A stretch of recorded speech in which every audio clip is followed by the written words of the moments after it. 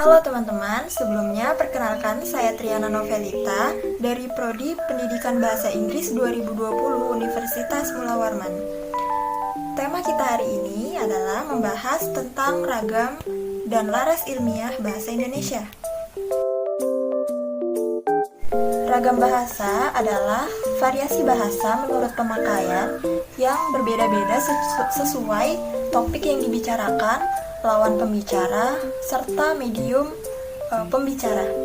Ragam bahasa sendiri dibedakan menjadi dua jenis berdasarkan media penggunaannya, yaitu ragam bahasa lisan dan ragam bahasa tulis.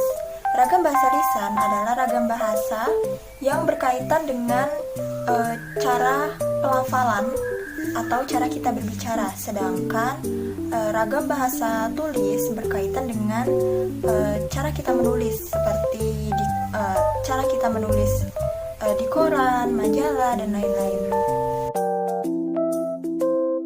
Ragam ilmiah bahasa Indonesia adalah ragam bahasa yang digunakan dalam penulisan karya ilmiah.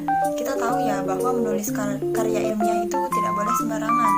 Ada aturan-aturan tertentu seperti harus menggunakan kata baku, kalimatnya harus lengkap, jelas, dan lain-lain. Ciri yang pertama yaitu formal. Formal itu yang seperti apa? Bahasa yang formal yaitu bahasa yang kalimatnya jelas, memiliki subjek dan predikat, dan juga memiliki ketepatan dalam penggunaan fungsi, kebenaran isi, dan lain-lain. Ciri yang kedua yaitu objektif.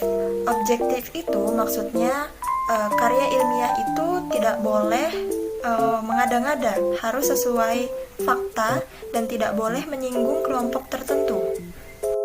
Ciri yang ketiga yaitu ringkas dan padat. Jadi tidak boleh ada pemborosan kata, harus jelas, singkat, dan padat, tapi tentu tanpa mengurangi makna dan tujuan. Ciri yang keempat yaitu konsisten. Konsisten maksudnya ketika sebuah unsur sekali sebuah unsur digunakan, maka seterusnya unsur tersebut akan digunakan dengan kaidah yang sama.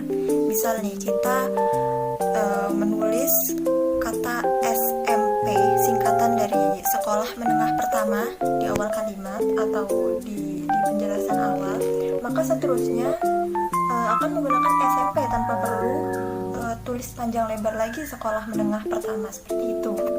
Nah, tadi kan sudah membahas ragam bahasa ya, sekarang kita berpindah ke laras ilmiah. Laras bahasa adalah pola bahasa yang lazimnya digunakan mengikuti keadaan tertentu. Laras bahasa itu biasanya ada yang menggunakan standar, non-standar, maupun semi-standar. Laras bahasa itu bermacam-macam. Ada laras ilmiah populer, laras future, laras komik, laras sastra, dan lain-lain. Tapi kali ini kita akan membahas laras ilmiah. Laras ilmiah adalah laras bahasa yang digunakan dalam kegiatan ilmiah.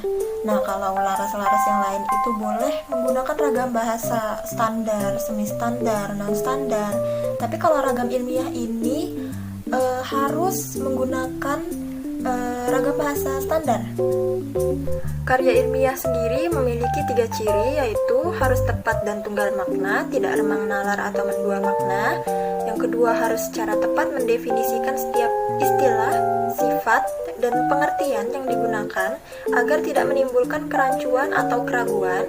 Yang ketiga, harus singkat, berlandaskan ekonomi bahasa.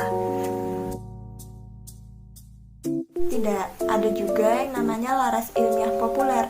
Apa bedanya?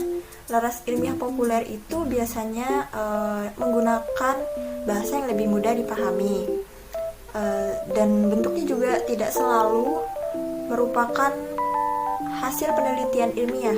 Ada yang merupakan petunjuk teknis, pengalaman, maupun hasil pengamatan biasa yang penulisannya mengikuti metode ilmiah. selaras jenis ini juga tidak harus menggunakan ragam bahasa yang standar. Boleh menggunakan ragam bahasa yang semi standar maupun non standar. Sekian dari saya, kurang lebihnya mohon maaf. Wassalamualaikum warahmatullahi wabarakatuh.